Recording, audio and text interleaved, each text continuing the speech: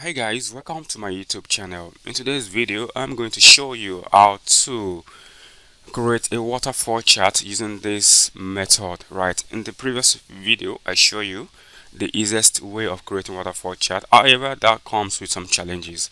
So in this video, we overcome those challenges and this is close to perfect. So I'm going to show you how to create waterfall chart using this method, and this is my favorite method. So let's delete this and remove all this. Okay, then as well, let's remove the cumulative figures here. Right, so to create this chart, you're going to need 5 columns. Basically, you need the cumulative, the starting and the end, and then the before and the after to create our bars, our column charts, column bars, and then you need the data labels positions, right? So this is what we need here. We need to do cumulative. Cumulative is to enable us get the end and the um, start numbers. Why do we need cumulative figures? So waterfall helps to show the beginning value, right? So this is the beginning value which we need to show here, and the ending value. The ending value is the sum of this.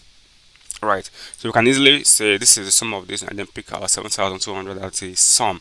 However, we need cumulative again to show our connection bars, our connection lines, right? So that is why we need to do this. So let's say sum equals this, then let this cell refer back to itself. Refer back to yourself, okay? This should be 45, 45. Then let's make this to be the first one to be absolute reference and click OK. Then let's draw this down. Let's remove this. So pick our ending balance, which is this. Pick our beginning balance, which is this. Then for the before bars, I want you to leave the first column blank, the first line. Then come to the second column, then replicate what we have done in the cumulative figures, right? So sum again. I want you to sum this. Let this refer back to itself. Okay, then let's make this absolute reference. Okay, so this is be our opening bar. So remember, this should be cash flow and not cumulative. So remember, refer back to the cash flow and not cumulative. So we're going to replicate this as well. This is going to be our after bars. So I mean where the bar is going to end. So it's going to be addition of this, right? Then let's fix the first column as well. Then let's click OK, then draw down. Right, so we don't need this. Okay, so we have this. The labels will be the marks of these two. Then we're going to draw this down. Right, great. So what we have done, if you look at this in absolute figure, the difference between this and this will give us this. The difference between this and this will give you the after effect bars. So it means if we start here, then it will grow this way, right? Or if we start at the top, it will go down. So depending on how the bars are going to be. So let's visualize this. I want you to take this, the whole column, the whole rows there. Take this row column down to this 3 columns. Then let's go to insert. I want you to put it to the column clustered column here. So we have our beginning, we have our ending. Then let's format this quickly. I want you to remove this line. So bring this down, format the axis. This label is not letting us see clearly our numbers there, so format it down. Okay, we shifted this down. We don't need this. Okay, this we don't need this as well, right? Because we're going to bring our data labels eventually. So this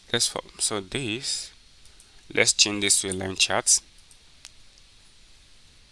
So change this to a line chart. Change this other one to a line chart as well. Then we have something like this. So I want us to activate our error bars, I mean our up and down bars. So this is what we need, up and down bars, right? Okay, then this is fine. So let's format this. Let's remove those lines.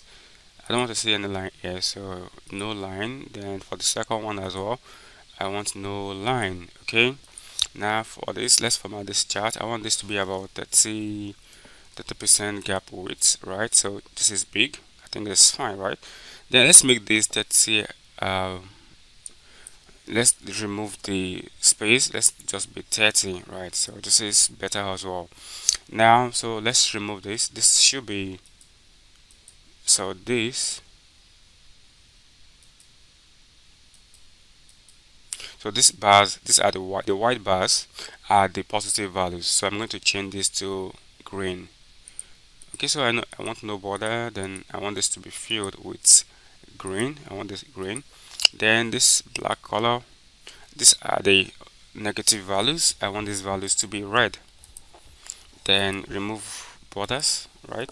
So we have this. These are the beginning balance and the ending balance. So I want this to be black. Yeah, so let's take this black. Okay, and I don't want any bars. I don't want any lines, any border. Okay, so this is way better, right? So the next step is to activate our cumulative, which is our connection line between these two. So we need to select a data here. We need to add cumulative. Then we need to add this as well, including the empty column there. Right? We click OK. Then we need to format this chart type to a scatter plot. Yeah. Okay. So we have this line activated. Then I'm going to activate our error bars. So bring in your error bars here, standard errors. Okay, so we have this. This is nice. Remember, what we want is the horizontal, so we have to let this vertical go. Okay, so this is not picking everything. Okay, so vertical should be gone. Okay, so we need to go back. Sorry, it is not properly done. So click on this. Click on those dots, on those markers. Then come here. I wanted to activate the error bars. Okay, so I want you to delete this very first one.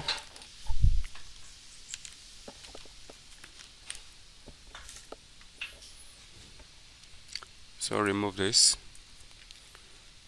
Okay.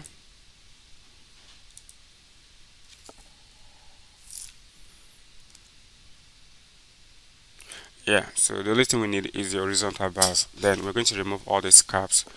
Okay, so let's click on this horizontal bar. I mean the horizontal error bars. Okay, let's make this to be a plus, and let's make this to be no cap. Okay, yeah, I think it's way better now.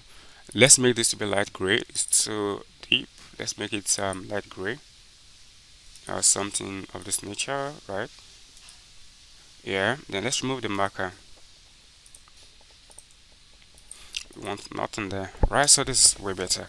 Right, the next step is to put in our labels, right? So we need to select our data labels here, then bring in this. So this assume you're going to do a scatter plot again. So from the first empty cell to the last empty cell, then click OK. Yeah, this is fine. Then I want you to activate here.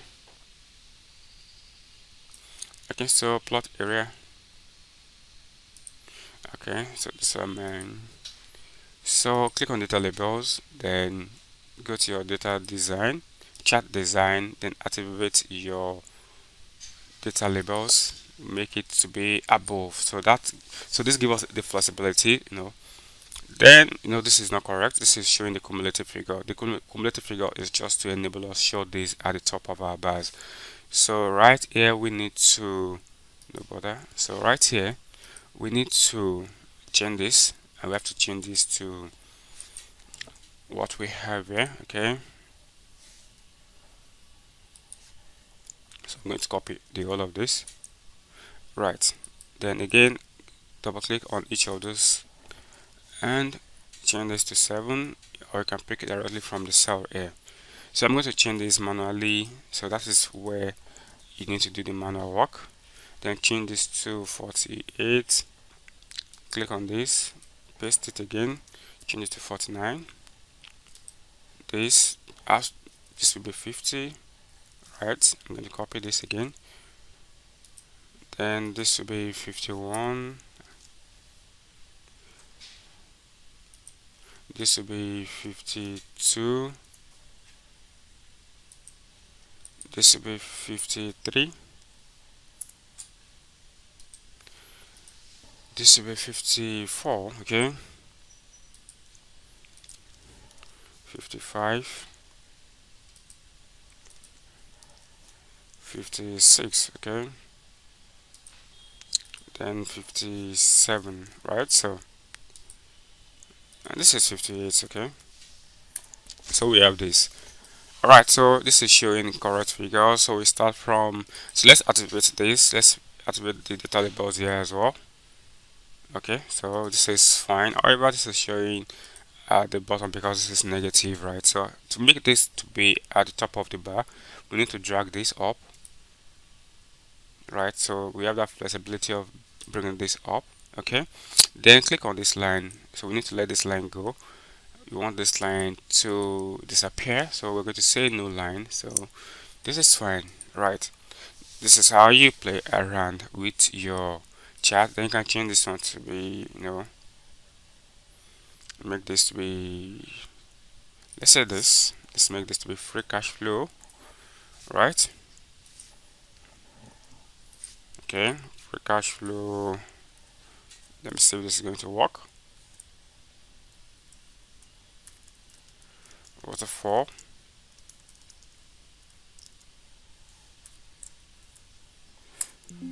So it didn't work. It's good to know it doesn't work. Okay, so free cash flow. Free cash flow waterfall. Okay. This equals, right. So we have this wonderful chart, and that is how you create your waterfall chart in Excel. Well, if you have plugins, it is way easier and faster, but it comes at a premium. So if you don't have that, then this is the best way to go about creating your waterfall chart. I prefer this method because of the flexibility, and then it is dynamic. You can add an extra row, and this will automatically pick. So I would recommend this chart, this way of doing a waterfall chart. Anyways, I'm going to show the last method, and which is the invisible bar. So guys, let's turn up. Let's please watch that video as well, and then you can decide on whichever one that you want. Alright guys, so thank you so much for watching this video. I'm going to see you in the next video. Let me remove this line and make it a perfect one. Alright guys, thank you.